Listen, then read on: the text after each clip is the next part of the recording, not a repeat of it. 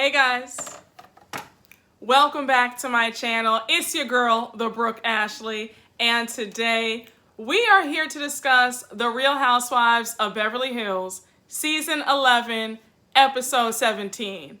Let me start off by saying I'm ready for this reunion. I don't care to watch the rest of this season. I want the reunion right now. I can't go another episode with these women playing in our faces and trying to gaslight Garcelle like she's crazy. I was fed up this entire episode. And somebody get PK a diamond immediately. Better yet, he can replace his wife because she brings nothing. And he gave me every single thing that I needed. But with all that being said, let's just jump right on into it because we don't have a minute to spare. We start off the episode with all of the ladies receiving invitations to Dorit's wedding line launch party. And when I tell you, PK and Dorit did that. They had a gentleman come to everybody's door in a Rolls Royce, hand deliver the invitations, and I was cracking up when Sutton opened her door and she said, "Oh my gosh, I thought I was winning a sweepstakes or something." I said, "Sutton, let me find out you thought the publishing clearinghouse folks were coming to your door." And it was also really funny when he got to Garcelle's door and him and Garcelle were giving each other the eye. I said, "All right now, Garcelle, you should have slipped him your number." I mean, I know I would have. Anybody coming in with a nice suit in a Rolls Royce, I'd be like, "Okay, here's my number. Here's my email address too."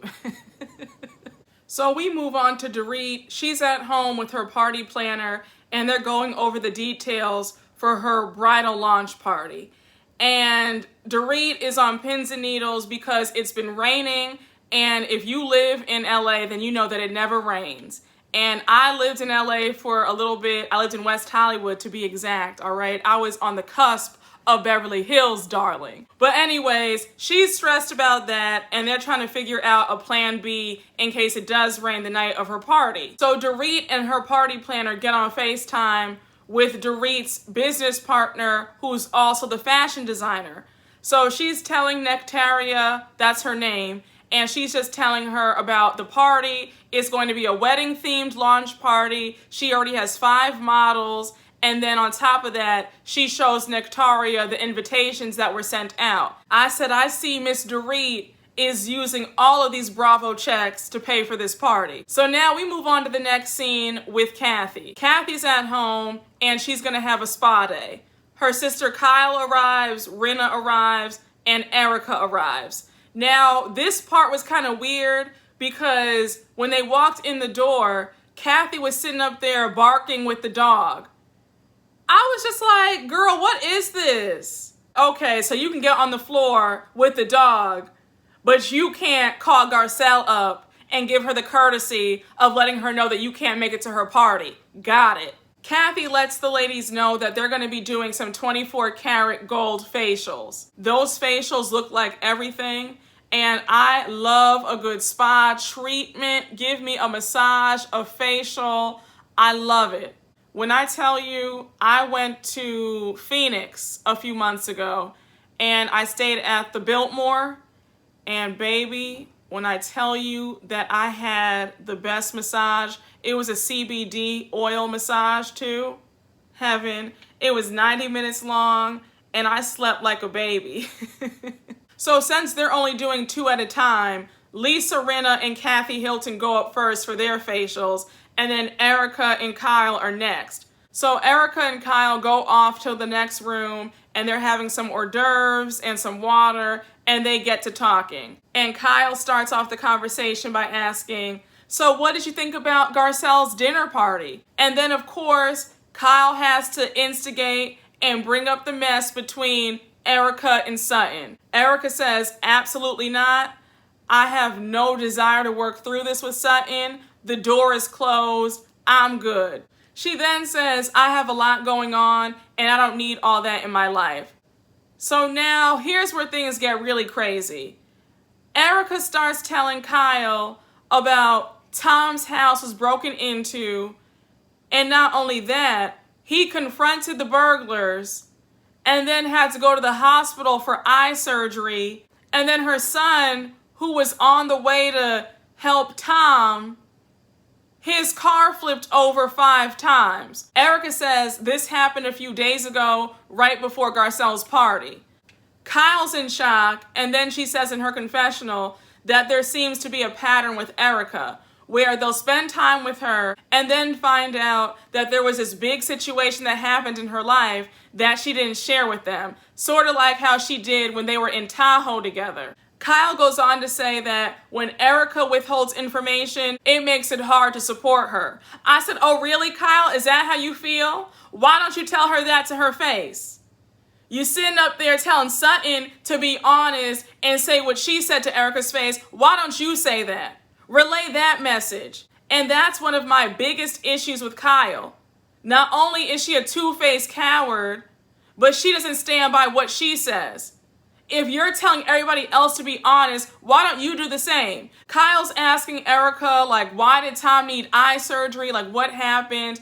And Erika says that he has glaucoma and the pressure and the anxiety probably got to him. You know what really killed me during this scene? The change in Erika's voice. I don't know what soap opera Erika thinks that she's in, but she sounds ridiculous. Like, girl, what is his voice? Kyle's in her confessional asking all these questions. How did she find out? How did her son's car flip 5 times? Is he okay? Is he hurt? Like, what's going on? And then she says, I mean, even though it sounds unbelievable, it doesn't mean that I don't believe her. And again, Kyle, why don't you ask Erika all these questions to her face? Because you're afraid that she's going to flip out on you the same way she flipped out on Sutton. I would have been asking Erika every single question in the book because that story made no sense. And then when Erika said that it was snowing outside, that's why her son's car flipped over, I said, girl, what? And when Kyle said it was snowing in Pasadena, and she said, no, further out. Well, where exactly is further out, sis? Calabasas? Like, what are you saying? I don't care what anybody says. Erika was better off staying off this season. She was better off just saying, you know what? I think I'm going to pass until this all blows over. But she really made a grave mistake coming on this show because she's been opening her mouth, making herself look even worse.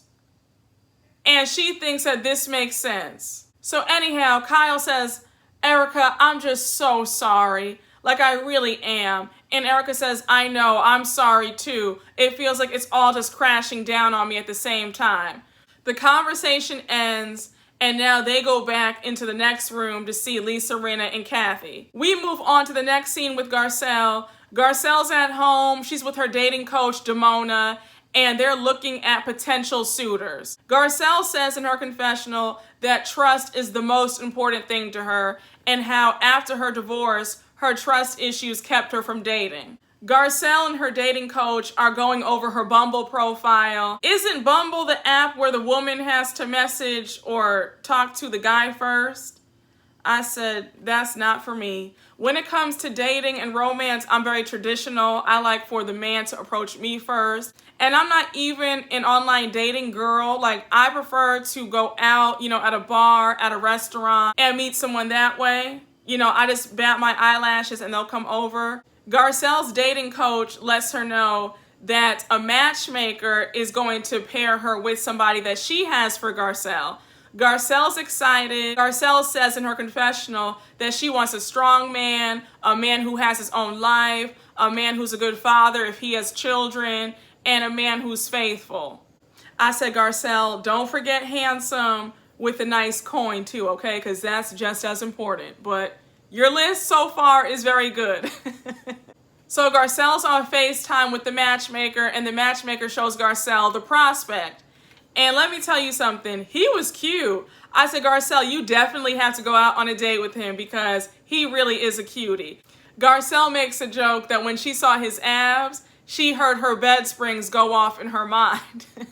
We move on to Crystal. She's at home. Kyle comes over, and Crystal gives Kyle a tour of her basement. Crystal and her husband Rob are renovating their basement, and their basement is huge. I think Crystal said it was 1,800 square feet. When Crystal was explaining the layout of what it's going to look like after it's all finished, it looked really pretty. So anyhow, Crystal says how the renovations are costing them $1 million, but now they slashed the price down to $500,000. And then she says how Rob is the spender in their marriage and she's the more frugal one. I don't know about you, but I am a spender. If I got it, I'm buying it. My 3 mottos that I live by: life is short, so buy it today. Tomorrow is not promised, and you can't take any of this with you, so you might as well buy it and enjoy it. Don't get me wrong, I have a savings account, I do save, but for the most part, I spend. Listen, the Chanel isn't gonna buy itself, all right? I'm gonna leave this world happy and in designer. So I found it very tacky and in very poor taste for Crystal to tell Kyle how much the renovations were costing them. Why does Kyle need to know that information? And 2, Crystal, you've been rich for quite a long time now, so you should be used to how much things cost. And I really found it funny how she was saying how frugal she was in the confessional. And I said, you're not that frugal, Crystal, because you have a $95,000 Birkin bag. And I know she was saying, well, I only like to buy bags that appreciate in value, and that bag is one of them. But it's like, again, you're not that frugal. Because frugal people don't buy purchases like that. Just saying. I've always equated frugal to cheap, so that's why I was just kind of like, what is she talking about? She's frugal. Well, I'm the opposite of frugal, cheap, whatever. Those words are kind of foreign in my world, all right? So they leave the basement, go to her living room, and they start discussing Garcelle's party. Kyle wants to know Crystal's opinion on what she thought about the night. Crystal says the party was lovely, and she goes on to say how it was very pretend friendly in regards to Sutton and Erika not speaking to each other. So Kyle says, you know, I just can't live like that, knowing that 2 people aren't speaking in such a small group. Kyle, I'm unclear as to why you're so vexed and so pressed about them not speaking. What difference does that make in your life? And honestly, Erika wouldn't have snapped on Sutton so bad had you not stirred the pot and made things worse by telling Sutton, be honest, Sutton, say what you said to me, say it to her face. You made the situation 10 times worse. So miss me with all this fake concern about Sutton and Erika not speaking. I really can't stand Kyle, and I think that she's the epitome of a loser. Now Kyle brings up how Garcelle mentioned that she was triggered. Kyle says, I thought we moved past that, and I don't understand why she always says that she feels like an outsider because we include her in everything. I really hate how these women are trying to act like they don't understand what Garcelle is saying. They know good and damn well that they treat her like she's not part of the group. You know how it is when you can feel that subtle shade. You can always feel that tension. You can always feel that you're not really welcomed into the group. That, yeah, these folks are tolerating you, but they don't actually like you. And they want to use that. But we do invite you to stuff, Garcelle. Yeah, you do invite her, but you don't really want her to be there. And people can pick up on those vibes. I really feel that these ladies don't respect Garcelle, and they also feel like she's not on their level. I think that they look down on Garcelle. Maybe they feel like she doesn't have the money that they all do, and that's why they really can't be bothered with her. So here's where Crystal had me all the way messed up. She says, I don't see the exclusion, and also I feel like Garcelle doesn't have that many friends. So the friends that she does have, it's like you're her best friend. Then Crystal adds insult to injury by saying that Garcelle is a little bit more guarded and how she feels included in the group. I said, girl, you can try and kiss up to them as much as you want to, but Crystal, let me tell you something, sis. They don't want you in their group. You will never be a part of the Fox Force 5, whatever they call themselves, but you will never be a part of their little in crowd. You're just not. I thought it was pathetic for Crystal to act as if Garcelle doesn't have that many friends and that she's pretty much so desperate to be part of this group. It is evident that Crystal wants to align herself with who she feels are the cool girls. And I caught how Kyle was grinning from ear to ear when Crystal made that remark about Garcelle not having that many friends. I said, why would you say this to Kyle of all people? I was just so disgusted with Crystal in that scene. I really was. And it really shows that she is dying to secure her spot for next season too. And let's hope that she even get asked back for next season, because you didn't give a whole lot, girl. You gave very little. You gave a cute party here and there and a cute bag, but that's where it starts and stops. Personality is very stale. Like I said in the last recap, it's very one note. Now we move on to Kyle. She's at home with Mauricio, and they're having a little intimate dinner party with PK and Dorit. Now when PK and Dorit get there, PK and Mauricio go off to talk, and it's Dorit and Kyle in Kyle's kitchen. Kyle's like, girl, let me tell you what Erika told me a few days ago. And she tells Dorit about the whole crazy story about Tom's house being broken into and how Erika's son's car flipped over 5 times. And I thought it was so funny how Kyle exaggerated and said it flipped 6 times. I said, now girl, that's not what Erika said to you. She said 5 times. And here you are adding some extra sauce to this story because you can't help yourself. Dorit's like, what? Oh my gosh, his car flipped 6 times? That's crazy. The food's ready and Kyle's cooked a really nice salmon. So they start eating and Dorit's itching to tell the story. She says, guess what Kyle told me in the kitchen? She said that Tom's house was broken into and her son's car flipped over 6 times. PK says, what? Is this true?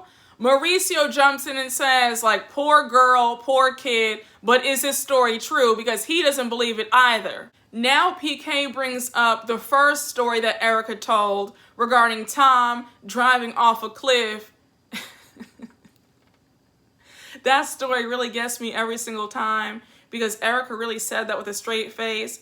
Said that that man drove off a cliff, then came back, then flew back out of the car, then was unconscious for 12 hours, but somehow managed to drive home. But then the paramedics came and airlifted him.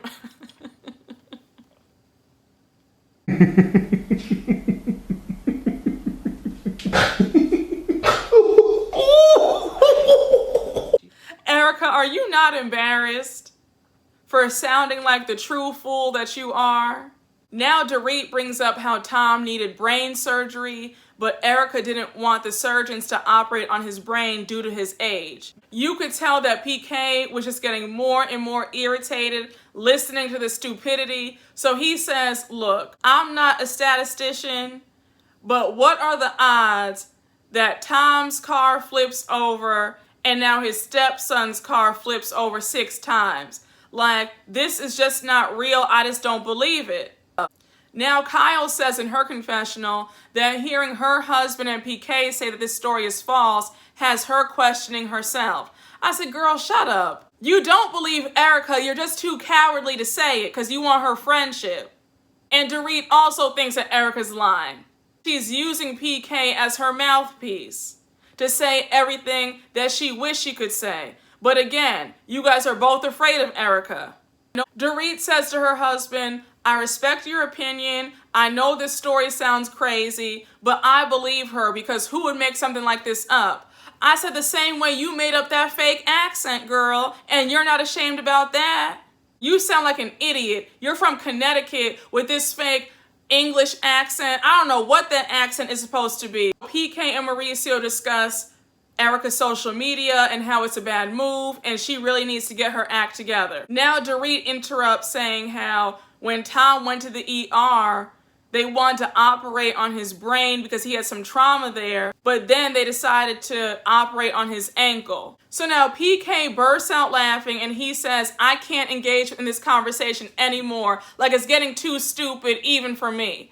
So now he starts imitating the doctors and he's like, let's not focus on the brain, let's focus on the ankle. When I tell you I could not stop laughing, I said PK has really turned me into a low-key fan of his because he's the only one besides Garcelle and Sutton making sense. So PK goes on to say how Tom is a lawyer. He's not a soccer player, for Christ's sake. Like, why on earth wouldn't they operate on his brain if he had some brain trauma? Kyle and Dorit, you do know that your friendship with Erika is probably on shaky ground after she watched this episode. Because you were sitting up there trying to throw Miss Sutton under the bus. And here you guys are cackling like two hens about your friend. It's the night of Dorit's bridal launch party. She really did make her home feel like you were at a wedding. The floral arrangements were stunning. She spent a pretty penny for this party. So anyhow, we see Erika on her way. She's FaceTiming Kyle. Kyle's asking her how she feels. And Erika says, matter-of-factly, look, at the end of the day, this night is all about Dorit. That's the reason why we're here. Pretty much saying, I'm not here for any drama or any BS. Now we flash on over to Sutton in the car with her boyfriend, and Sutton's a little bit nervous and anxious because she's just really upset by this whole confrontation with Erika. I said, Sutton, don't let any of these women intimidate you or have you afraid. Walk into all these events with your head held high and pay Erika and whoever else doesn't like you dust. If I'm going to an event and I know that somebody who can't stand me is going to be there, the way I'm going to flex even harder. What? Please. I still can't get over the way I'm on Sutton's side. If you would have told me that I would have done an entire 180 and I just love Sutton now, who knew Sutton would be on the right team? But yeah, Sutton, don't let Erika make you feel scared or intimidated or anxious. Don't pay her any mind. She's the one who needs to be afraid. She needs to be afraid of going to jail. She needs to be focused on giving these victims their money back. But I digress. Crystal and Rob arrive first. Crystal is absolutely floored at how Dorit has turned her home into like an actual wedding. That's how good Dorit's home looks. Erika arrives, and I was screaming when PK went up to hug her. I was like, Dorit, why don't you call your husband out for being two-faced? The same way you called out Sutton at Kyle's Christmas dinner party. So it's okay for your husband to sit up there and read and drag and roast Erika, but when Sutton has a few questions, she's the issue. Okay. Kyle, Mauricio, Sutton, and her boyfriend arrive, and Sutton is just so nervous and so anxious. You could kind of see her shaking as she was walking to the table to greet the other ladies. And Erika looked so silly, rolling her eyes at Sutton when she came in the door, making faces. But I said, girl, for you to be so unbothered as you claim to be, you sure seem awfully pressed when Sutton walked through that door. If you really are as bad as you say you are, you would have went to the next table or really given Sutton your ass to kiss. Garcelle arrives next, and Garcelle's outfit reminded me so much of Rihanna's Met Gala outfit from 2015. So now Kathy arrives, and she brought her architect as her date. And really funny that you could make it to Dorit's event, but you couldn't make it to Garcelle's. Very interesting. And I was waiting for Kathy to pull Garcelle to the side and say, hey, Garcelle, I'm so sorry I couldn't make it. So when I saw that she didn't even say anything, I was like, wow. I'm just too through with Kathy. Now we see Lisa Rinna arrive and the party's all here. Did you guys catch that scene when Kyle said, guys, look how high my heels are? I was so confused, like all the ladies are wearing high heels. Like, what's so special about yours? I noticed that Kyle always has to make everything about her. She's very self-centered. It always seems like she's fishing for a compliment. There's just something that's not quite right about Kyle's personality. There's just something a little bit off. So Dorit gathers everybody around because the showcase is about to start. Dorit says in her confessional that she's so excited. She's been working in fashion for a very long time. And now this line is going to show off her creativity, her skills. And she goes on to say how she's not just slapping her name on something, that these are actually her creations, and she's just so excited for her friends to see. So Dorit had all of her windows covered, and then the curtains drop, and it's her 5 models in the gowns. I will say the gowns look stunning, the models look beautiful, and Dorit really did a nice job with this. So now Dorit's daughter comes out, and it was so cute because she was the flower girl. And her dress is really pretty. It was like these handcrafted pearls. I know that's gonna cost like a cute $1,500 for the kids line. So anyhow, all the models come out one by one, and I really did like that pearl dress. I also like that 2-piece gown as well. And I like the gown that Dorit was wearing too. So we find out that the pearl gown, I think, is $35,000. For $35,000, I'll be going right to Saks, Bergdorf's, or Neiman Marcus. If you think I'm giving 35,000 American dollars to Dorit, you have another thought coming.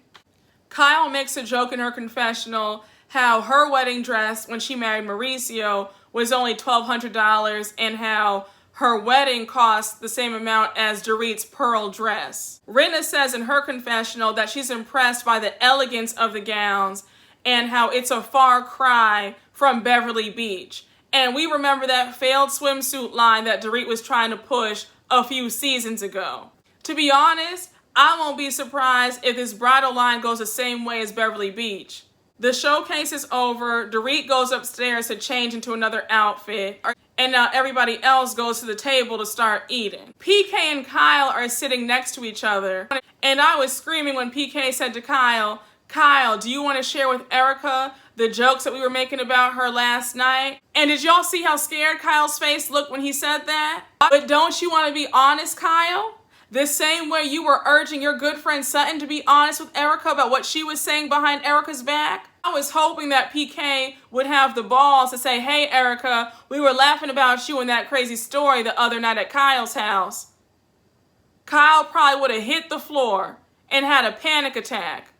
Harry Hamlin arrives and Lisa Rinna is just so thrilled to see him. I said, "Girl, how much begging did you do for Harry to finally show up in a scene?" Because we know that Harry is never home. So Harry sits down next to Erika and he's asking Erika how she's doing, and he's trying to give her a pep talk about how hard life is sometimes, but how she'll get through it. I said again, it is just so funny to me how everybody has all this grace and empathy for Miss Erika. Dorit congratulates Harry on his new role. He's going to be playing Tom Brokaw, and the role requires him to be in Canada for the next few months.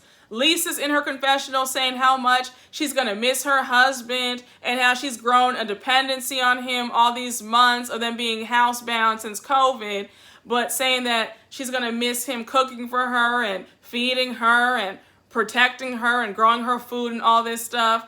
I said, "Lisa, please. Harry is never home, so I know you're not going to be that hurt when he leaves off to Canada for the next however many months he'll be there." Their marriage reminds me a little bit of Jen Shah and Sharif's marriage from SLC, with the husbands never being home. Very similar. But I digress. Dinner's over, the husbands go outside to talk, and the ladies are inside. And did you guys catch when the guys went outside and PK said that he went broke because of real estate and how he lost upwards of $2 billion? I said, that's why they're in this financial mess that they're in now. So the ladies all gather around one of the smaller tables to talk.